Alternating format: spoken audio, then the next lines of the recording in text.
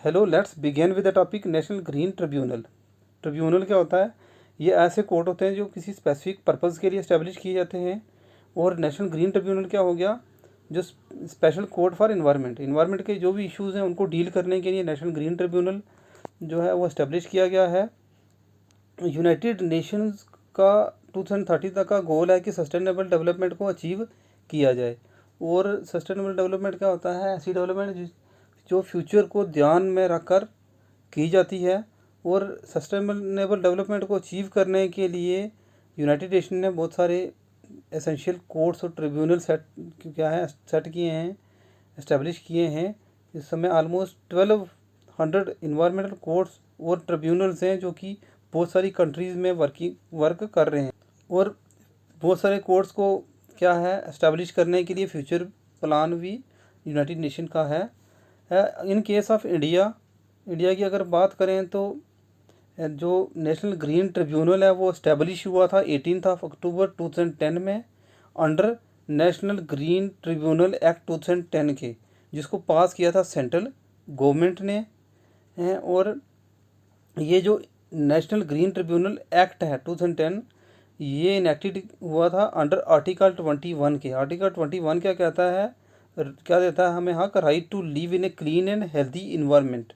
और ये national green tribunal act 2010 article 21 के अंडर आता है। एनजीटी के एस्टेब्लिशमेंट के साथ ही नेशनल ग्रीन ट्रिब्यूनल को शॉर्ट फॉर्म में एनजीटी कहते हैं हम। इसकी इस्टेब्लिशमेंट में इंडिया के साथ ही इंडिया कौन सा कंट्री बन गया? थर्ड कंट्री बना था वर्ल्ड का आफ्टर ऑस्ट्रेलिया एंड न्यूजीलैंड, जिन्होंने क्या किया? एनजीटी को इस्टेब्लिश किया था। In case of developing countries की अगर बात करें तो इंडिया कौन सा फर्स्ट कंट्री है जिसने एनजीटी को इस्टेब्लिश किया। और नेशनल ग्रीन ट्रिब्यूनल के लिए ये मैंडेटरी होता है कि वो कोई भी जो केस आता है उसको 6 महीने के अंदर, 6 मंथ के अंदर अंदर उसको ख़त्म करे। तो जो ऑब्जेक्टिव है सेंट्रल गवर्नमेंट का एनजीटी को इस्टेब्लिश करने का, उनका मेन है कि जो भी इन्वायरमेंट के रिलेटेड इश्यूज़ होते हैं, खासकर environmental protection, conservation of forest, या किसी तरह की कोई कंपनसेशन देनी है जो डैमेज हुआ है इन्वायरमेंटल के वायलेशन, लॉज की वायलेशन की वजह से, तो उन ऐसी केसेस की स्पीडी डिस्पोजल के लिए एनजीटी को क्या है गवर्नमेंट ने इस्टेब्लिश किया है। ऐसे तो क्या है कि सुप्रीम कोर्ट है, हाई कोर्ट हैं और कोर्ट हैं, सिविल कोर्ट हैं, तो वहाँ पर ये इसको बनाने की क्यों ज़रूरत पड़ी? तो उसका कारण, आंसर ये है कि इन्वायरमेंट ऑलरेडी वहाँ पर बहुत सारे केस चल रहे हैं, तो ये भी केस क्या है पेंडिंग रहते हैं। इस वजह से इन केसेस को जल्दी ख़त्म करने के लिए, ताकि जल्दी जल्दी ख़त्म हो और वहाँ दूसरे कोर्ट पे जो बर्डन है, ऑलरेडी इतने केस हैं वो ये, तो इस वजह से एनजीटी इन्वायरमेंट के केस में जो है इसको स्पेशल कोर्ट बनाया गया है, जिसको एनजीटी बोलते हैं। और एनजीटी के 5 मेन प्लेसेस हैं जहाँ पर इंडिया में जो इस्टेब्लिश ये इसके ऑफिस हैं 5 जगह पर। तो जो प्रिंसिपल बेंच है, जो प्रिंसिपल जो हेड क्वार्टर है मेन जो एनजीटी का, वो है नेशनल कैपिटल में हमारे न्यू दिल्ली में। और बाकी जो रीजनल जो बेंचेज हैं, जैसे वेस्टर्न जोन का बेंच पुणे में आता है, सेंट्रल जोन का बेंच भोपाल में, साउदर्न बेंच जो है चेन्नई में आता है, ईस्टर्न बेंच जो है वो कोलकाता में आता है। और हर एक जो बेंच है, जो उनके जोग्राफिकल एरिया में जो एरिया आते हैं उसको वो डील करते हैं। जैसे कि वेस्ट बंगाल के पास जो जो एरियाज़ हैं वो वेस्ट बंगाल ही उन केसेस को डील करेगा।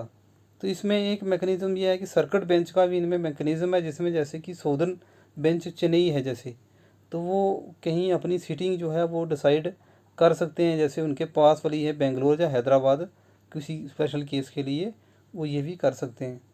और इसमें जो रीजनल होते हैं ये बेंचेस, जो जितने भी ये बेंचेस हैं, इनमें मिनिमम कितने में होने चाहिए मेंबर? एटलीस्ट 1 जुडिशियल मेंबर और 1 एक्सपर्ट मेंबर इनमें होना चाहिए।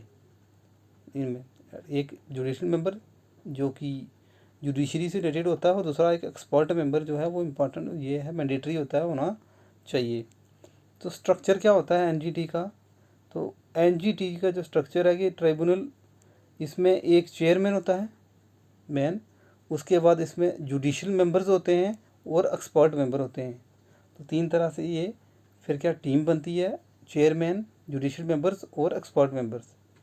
और ये क्या कर सकते हैं, जो भी मेंबर्स होते हैं ये 5 साल तक का टर्म को ऑफिस को होल्ड करते हैं 5 साल तक के लिए, और वो एलिजिबल नहीं होते रीअपॉइंटमेंट के लिए कि एक बार 5 साल जब उनकी टर्म पूरी हुई तो फिर दोबारा से उनको रीअपॉइंटमेंट नहीं किया जा सकता। ये इम्पॉर्टेंट चीज़ है, ये इम्पॉर्टेंट है। और जो चेयरपर्सन होता है उसको अपॉइंट कौन करता है? सेंट्रल गवर्नमेंट करती है by consultation with chief justice of India. जो चेयरपर्सन मैन जो होता है उसको सेंट्रल गवर्नमेंट करती है अपॉइंट, लेकिन किसके साथ डिस्कस करके, कंसल्ट करके? Chief justice of India. और चेयरपर्सन जो है वो कौन होता है? कोई रिटायर्ड जज होता है सुप्रीम कोर्ट का या chief justice of high court का, ये होते हैं एलिजिबल चेयरपर्सन बनने के। और सुप्रीम कोर्ट के केस में जो भी ऑफिस होल्ड करेगा वो उसकी एज जो लिमिट होती है वो 70 ईयर्स तक होती है, उसके बाद उसको नहीं, वो ऑफिस होल्ड नहीं कर सकता जिसकी 70 साल से ज़्यादा की अगर एज है, हाई कोर्ट सुप्रीम कोर्ट के केस में। और इसके अलावा हाई कोर्ट के केस में कितनी एज होनी चाहिए चेयरपर्सन की भी और मेंबर की भी? वो 67 ईयर्स की एज लिमिट होती है, जो कि यहाँ पर है कि जैसे वो एप्लीकेबल है चेयरपर्सन और जुडिशल मेंबर के लिए, ये जो एज लिमिट है। और जो एक्सपर्ट होता है तीसरा जो है एक्सपर्ट मेंबर, उनकी जो एज होती है वो कितनी होती है? मैक्सिमम लिमिट होती है 65 ईयर्स। 65 ईयर से जो अगर ज़्यादा एज है तो वो ऑफिस को होल्ड नहीं कर सकता। जो जुडिशल मेंबर आते हैं ये वाले, ये कौन होते हैं? ये रिटायर्ड जजेस होते हैं हाई कोर्ट के। चेयरपर्सन तो हो गया सुप्रीम कोर्ट का जज कोई और हाई कोर्ट का चीफ जस्टिस, लेकिन जो जुडिशल मेंबर हैं वो हाई कोर्ट के जो जजेस होते हैं वो होते हैं जुडिशल मेंबर्स में। और जो सिलेक्शन कमेटी जो इनको अपॉइंट करती है जुडिशल और एक्सपर्ट मेंबर को, उसको कौन बनाता है? सेंट्रल गवर्नमेंट बनाती है सिलेक्शन कमेटी को। और देयर आर एटलीस्ट 10, कम से कम कितने मेंबर होने चाहिए जुडिशल और एक्सपर्ट मेंबर मिलाकर? मिनिमम 10 नंबर होने चाहिए और मैक्सिमम नंबर होता है उनका 20। 20 से ज़्यादा मेंबर्स नहीं होने चाहिए जो जुडिशल मेंबर या एक्सपर्ट मेंबर जो है ट्रिब्यूनल में। तो हेड क्वार्टर हमने जैसे बात की कहाँ पर है इसका? दिल्ली में है। और जो एक और इम्पॉर्टेंट चीज़ है कि फर्स्ट जो चेयरपर्सन थे जो नेशनल ग्रीन ट्रिब्यूनल के इंडिया के केस में, वो थे जस्टिस लोकेश्वर सिंह पंता। लोकेश्वर सिंह पंता जो थे वो थे फर्स्ट जो चेयरपर्सन थे ये नेशनल ग्रीन ट्रिब्यूनल के। तो जो एक्सपर्ट मेंबर होता है, तीसरा आ गया एक्सपर्ट मेंबर, एक तो हो गया चेयरपर्सन, दूसरा हो गया जुडिशल मेंबर और तीसरा आता है एक्सपर्ट मेंबर। तो एक्सपर्ट मेंबर क्या होना चाहिए? वो प्रोफेशनली क्वालिफाइड होना चाहिए। और प्रोफेशनली मीन्स कि जैसे कोई जिस फील्ड के रिलेटेड, जैसे एनवायरनमेंट के फील्ड का होना चाहिए, जैसे इंजीनियर वगैरह भी हो तो वो, और उसकी जो मिनिमम एक्सपीरियंस होना चाहिए किस फील्ड में, इन्वायरमेंट और फॉरेस्ट कंजर्वेशन में, वो होना चाहिए 15 ईयर्स का एक्सपीरियंस। जो चेयरपर्सन और जुडिशल मेंबर और एक्सपर्ट मेंबर होते हैं ट्रिब्यूनल में, अगर उनको रिज़ाइन करना है ऑफिस को तो उनको सेंट्रल गवर्नमेंट को लेटर देना होता है, रेजिग्नेशन लेटर, नोटिस निकाल कर। तो ये उनका रेजिग्नेशन का प्रोसेस होता है। और पावर की बात करें हम तो क्या होता है कि एनजीटी के पास क्या पावर होती है कि वो सिविल केसेस को, जैसे कौन से केसेस जो रिलेटेड टू इन्वायरमेंट के इश्यूज़ के रिलेटेड हैं उनको वो सुनवाई करते हैं, हियरिंग करते हैं। और ख़ासकर कौन से ये जो कि लॉज लिस्टेड हैं इन शेड्यूल 1 में, एनजीटी की नेशनल ग्रीन ट्रिब्यूनल के शेड्यूल 1 में कुछ लॉज हैं उसके रिलेटेड जो भी केसेस होते हैं उनको डील करता है एनजीटी। तो ये शेड्यूल 1 में कौन से लॉज हैं? जैसे the water prevention and control of pollution act 1974, water prevention and control of pollution cess act 1977, forest conservation act 1980, air prevention and control of pollution act 1981, environmental protection act 1986, public liability insurance act 1991 और biological diversity act 2002। ये जो laws हैं इनके related जो cases होते हैं उनको deal करता है एनजीटी। और इसका मीनिंग ये है कि अगर इन लॉज के रिलेटेड जो अगर केस को वायलेशन होती है तो नेशनल ग्रीन ट्रिब्यूनल को क्या कर सकते हैं, इन अगर कोई गवर्नमेंट करती है या कोई भी बॉडी करती है अगर वायलेट करती है तो फिर हम एनजीटी में जाकर इसको क्या कर सकते हैं, चैलेंज कर सकते हैं। एनजीटी इसके इम्पोर्टेंट और क्या कि एनजीटी जो है wild life protection act 1972, Indian forest act 1927 को डील नहीं करती, इनके रिलेटेड जो केसेस हैं उनको डील नहीं करती। तो और भी इसमें कुछ लॉज हैं जिनको, जैसे ट्री प्रिजर्वेशन एक्स्ट्रा वगैरह, जो फॉरेस्ट के रिलेटेड उन लॉज को deal NGT national green tribunal जो कोर्ट है वो डील नहीं करता। तो इसके लिए अगर इस तरह के जो लॉज हैं इनके केस फिर कहाँ जाएंगे, तो इन ऐसे केस को क्या कर सकते हैं हम, स्टेट जो हाई कोर्ट है, जो सुप्रीम कोर्ट में जाकर रिट पिटीशन अपील लगाकर हम वहाँ पर चैलेंज कर सकते हैं। लेकिन एनजीटी ये वाले के रिलेटेड जो एक्ट हैं, वाइल्ड लाइफ प्रोटेक्शन एक्ट और इंडियन फॉरेस्ट एक्ट 1927 या बाकी जो इनके ये जो मेंशन किए गए इनके अलावा जो हैं उनको डील नहीं करती। ये इंपॉर्टेंट चीज़ है। और प्रोसीजर क्या है फिलिंग एप्लीकेशन का, कोई अगर चैलेंज करना है तो उसमें एप्लीकेशन फिलिंग करने के लिए क्या प्रोसीजर है। एक तो क्या है कि जो ऑफिशियल लैंग्वेज है नेशनल ग्रीन ट्रिब्यूनल की वो इंग्लिश में है, तो सिंपल लैंग्वेज में हम फाइल कर सकते हैं कंप्लेंट जो भी है अगर इन्वायरमेंटल किसी तरह का कोई डैमेज हो रहा है तो। और दूसरे नंबर पर क्या होता है कि हर एक एप्लीकेशन के लिए, जो अपील के लिए हमें क्या करना होता है, फ़ी भरनी होती है 1000 के लिए। लेकिन वो इन केस अगर हम किसी तरह की कोई कंपनसेशन नहीं क्लेम कर रहे तो हमें फ़ी भरनी है जो वो है 1000। और अगर हम किसी तरह की कोई कंपनसेशन क्लेम कर रहे हैं उस केस में क्या है कि जो फ़ी लगेगी वो 1% होगी, कि जो क्लेम कर रहे हैं उसके, कंपनसेशन जो क्लेम कर रहे हैं उसका 1% होगा। और मिनिमम जो क्लेम कर सकते हैं कंपनसेशन का वो है 1000। कि इसका मीनिंग ये हो गया कि 1000 से अगर कम का कोई कंपनसेशन लेना है तो वो उसके लिए हमारी एप्लीकेशन नहीं लग सकती, एक्सेप्ट नहीं होगी। और अगर सपोज़ करो हमें 1000 का कंपनसेशन लेना है तो हमारे लिए जो एप्लीकेशन पे जो फ़ी लगेगी वो लगेगी 10 रुपीज़, वो 1% होगा 1000 का, तो उतनी लगेगी। ये नहीं है कि भाई हमें 1000 क्लेम लेना है तो 1000 एप्लीकेशन पे लग जाएगा तो फिर हमें क्या फ़ायदा होगा। तो इसका मतलब ये है कि अगर कंपनसेशन लेनी है तो उसके कितना परसेंट क्लेम का 1%, लेकिन मिनिमम जो अमाउंट है वो है 1000 जो है, उससे कम के अगर कंपनसेशन है तो वो एप्लीकेशन हमारी एक्सेप्ट नहीं होती।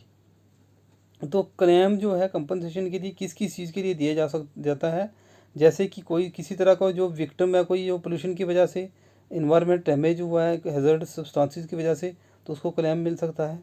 इसके अलावा क्या है, उसकी प्रॉपर्टी को रिस्टोर किया जा सकता है अगर उसको डैमेज हुआ है किसी तरह के पोल्यूशन की वजह से, या फिर इन्वायरमेंटल को रिस्टोरेशन की जा सकती है वो उसके लिए क्लेम दिया जा सकता है। और इम्पॉर्टेंट ये है कि जो एप्लीकेशन है वो इंटरटेन तभी होगी अगर वो हम करते हैं with in the time period of 5 years.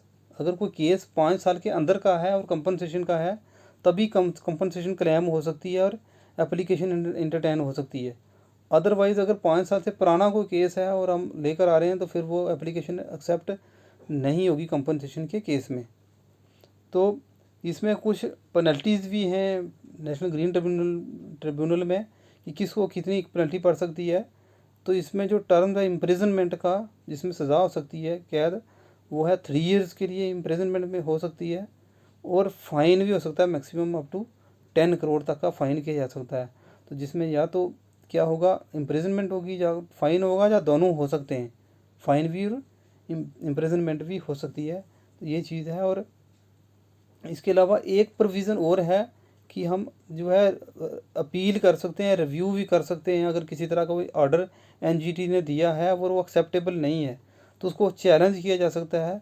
वो आता है अंडर सेक्शन 22 ऑफ एनजीटी, जिसमें उसको हम चैलेंज कर सकते हैं सुप्रीम कोर्ट में। लेकिन टाइम पीरियड उसके लिए रखा होता है कि 19 डेज़ के अंदर, 90 दिनों के अंदर वो क्या करना होता है, चैलेंज जो है वो चैलेंज करना होता है सुप्रीम कोर्ट में 90 दिन के अंदर अंदर, अगर वो हमें एक्सेप्ट नहीं है एनजीटी का ऑर्डर। तो अब ये कुछ लैंडमार्क जजमेंट हैं जो कि एनजीटी ने दिए हैं।